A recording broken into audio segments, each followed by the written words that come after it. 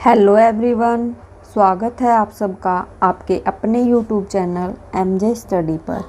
तो दोस्तों, आज मैं आपको पेडागोजी ऑफ हिंदी के मोस्ट इम्पोर्टेंट क्वेश्चन बताने वाली हूँ।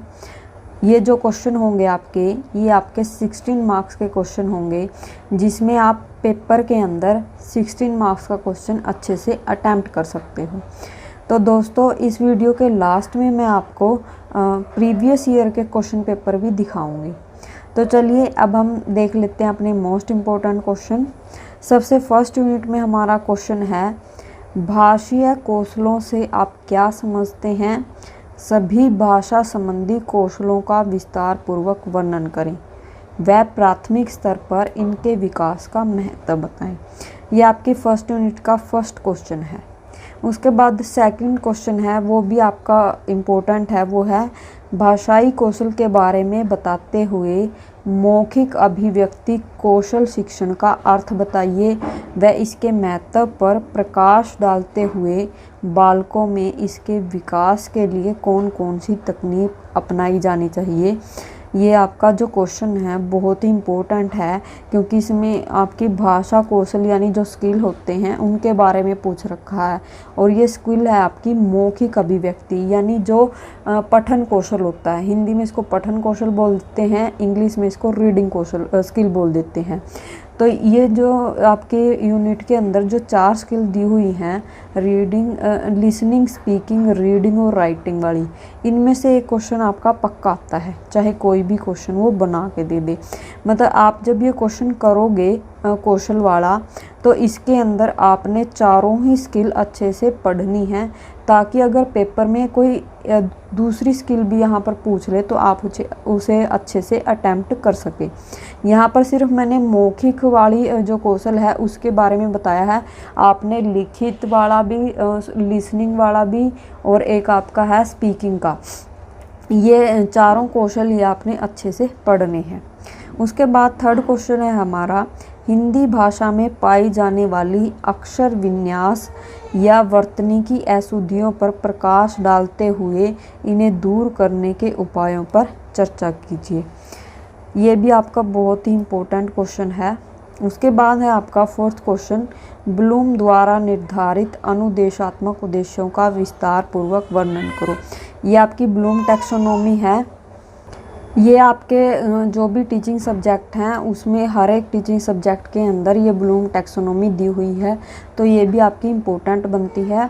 ब्लूम टैक्सोनॉमी की मैंने एक वीडियो बना रखी है, 2 पार्ट में इसको डिवाइड कर रखा है। आप चाहो तो मेरी प्लेलिस्ट में जाके वहाँ से ये ब्लूम टैक्सोनॉमी की वीडियो देख सकते हो। उसके बाद जो आपका फिफ्थ क्वेश्चन है वो है, उच्चारण शिक्षण का महत्व बताते हुए उच्चारण के दोषों का क्या कारण है और उसके उपाय क्या क्या हो सकते हैं, उनका यहाँ पर वर्णन करना है। ये फर्स्ट यूनिट में मैंने 5 ही क्वेश्चन बनाए हैं।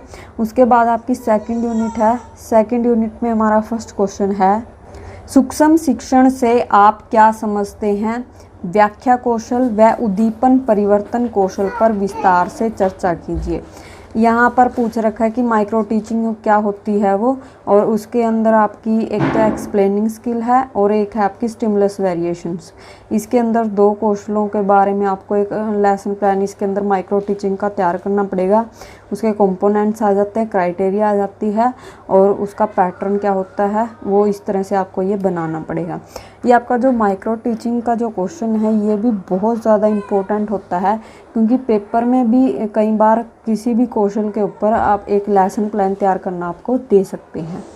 उसके बाद आपका सेकंड क्वेश्चन है, पाठ योजना से आपका क्या अभिप्राय है? दैनिक पाठ योजना का प्रारूप बताते हुए एक दैनिक पाठ योजना बनाइए और इकाई योजना व दैनिक पाठ योजना में अंतर बताइए। देखो, ये पाठ योजना जो आपकी लेसन प्लान है ये भी आपका पूरा मतलब हर एक स्किल उसके अंदर जुड़ के एक पूरा लेसन प्लान तैयार होता है 35 से 40 मिनट तक का। तो ये जो है आपको ये भी एक लेसन प्लान आपको किसी भी टॉपिक के ऊपर बनाना पड़ेगा। और इसके अंदर दे रखा है कि इकाई योजना और दैनिक पाठ योजना में अंतर बताइए। तो ये आपका एक 4 मार्क्स का क्वेश्चन भी यहाँ पर बन जाता है। उसके बाद आपका थर्ड क्वेश्चन है, सूचना एवं संप्रेषण तकनीक के माध्यम से बच्चों में भाषीय कौशलों का विकास कैसे किया जा सकता है, इस पर विस्तार से लिखें। ये भी आपका बहुत ज़्यादा इम्पोर्टेंट क्वेश्चन है। दोस्तों मैंने जो भी ये क्वेश्चन बना रखे हैं ये मैंने बिल्कुल एक सटीक जो प्रीवियस ईयर में क्वेश्चन आए हुए हैं उनको देख के ही ये क्वेश्चन मैंने बनाए हैं। तो आप इन क्वेश्चनों को अच्छे से पढ़ लेना। उसके बाद है आपका जो फोर्थ क्वेश्चन है वो है सूक्ष्म शिक्षण से क्या अभिप्राय है, प्रस्तावना कौशल एवं प्रश्न कौशल पर विस्तार पूर्वक लिखें। ये जो हमारा फर्स्ट क्वेश्चन था इसी जैसा है, बस इसके अंदर जो कौशल पूछ रखे हैं, स्किल है हमारी माइक्रो टीचिंग की, वो यहाँ पर अलग कर दी गई है।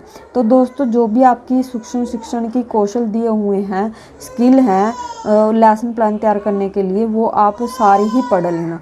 उनमें से कोई भी आपसे पेपर में पूछ सकता है। ये तो थी हमारी सेकेंड यूनिट। अब आती है हमारी थर्ड यूनिट। थर्ड यूनिट में क्वेश्चन है हमारा हिंदी शिक्षण में अनुवाद का अर्थ बताइए, उसकी प्रशिक्षण विधियों पर विस्तार से लिखें तथा एक अध्यापक के रूप में अपनी कक्षा के बच्चों को शिक्षा देते समय किन किन बातों का ध्यान रखेंगे। ये भी बहुत ज़्यादा इम्पोर्टेंट क्वेश्चन है आपका। उसके बाद सेकंड क्वेश्चन है हमारा व्याकरण को परिभाषित करते हुए बताइए कि हमारे विद्यालयों में हिंदी व्याकरण शिक्षण के लिए अपनाई जाने वाली विधियों के गुण व दोषों का वर्णन करें और व्याकरण की कौन सी शिक्षण प्रणाली को आप सर्वश्रेष्ठ समझते हैं और क्यों। देखिए दोस्तों ये भी जो क्वेश्चन है आपका ये बहुत ही ज़्यादा मोस्ट इम्पोर्टेंट क्वेश्चन है। ये क्वेश्चन आपने बिल्कुल भी नहीं छोड़ना है, क्योंकि जो व्याकरण है वो हिंदी का वो उसमें हिंदी इसके ऊपर टिकी हुई होती है। हिंदी के अंदर हमारी व्याकरण यूज़ होती है ना, तो ये उससे रिलेटेड क्वेश्चन आपका बहुत ज़्यादा इम्पोर्टेंट बनता है। उसके बाद है आपका हिंदी शिक्षण में सुलेख शिक्षण का अर्थ, उसके गुण, उद्देश्य और विधियों का वर्णन करना है।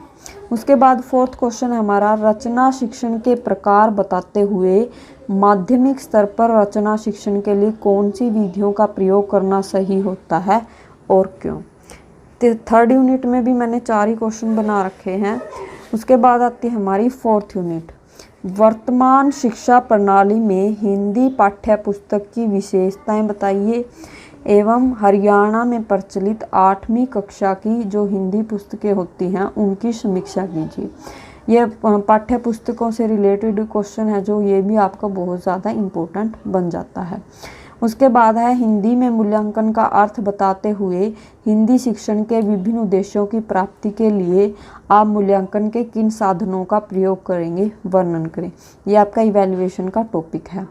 उसके बाद आपका जो क्वेश्चन आगे वो है हिंदी अध्यापक के गुण एवं कर्तव्यों का सारगर्भित चर्चा कीजिए। ये आपको एक टीचर के जो क्वालिटीज़ होती हैं क्या क्या होनी चाहिए और उसकी ड्यूटीज़ क्या क्या होनी चाहिए, ये सारा आपको डिटेल में एक 16 मार्क्स का क्वेश्चन इसको बनाना है। उसके बाद आपका फोर्थ क्वेश्चन है माध्यमिक कक्षाओं के हिंदी पाठ्य पुस्तक में से किसी एक गद्य या पद पाठ के शिक्षा शास्त्रीय विश्लेषण कीजिए। यानी आपको एक पेडागॉजिकल एनालाइज तैयार करना है किसी भी टॉपिक के ऊपर। यहाँ पर टॉपिक मेंशन नहीं है, आप अपनी मर्जी से कोई भी, जैसे आप सेकेंडरी जो क्लासें होती हैं उनका यहाँ पर एक या तो गद्य का या फिर पद का कोई भी एक लेसन प्लान यहाँ पर शिक्षा शास्त्रीय विश्लेषण करना है। यानी उसके बारे में डिटेल में लिखना है कि वो होता क्या है, क्या विशेषताएं, गुण, प्रिंसिपल जो भी होता है, मतलब वो सारी चीज़ें यहाँ पर इसके अंदर लिखनी पड़ेगी। दोस्तों ये थे हमारे बहुत ही ज़्यादा मोस्ट इम्पोर्टेंट क्वेश्चन।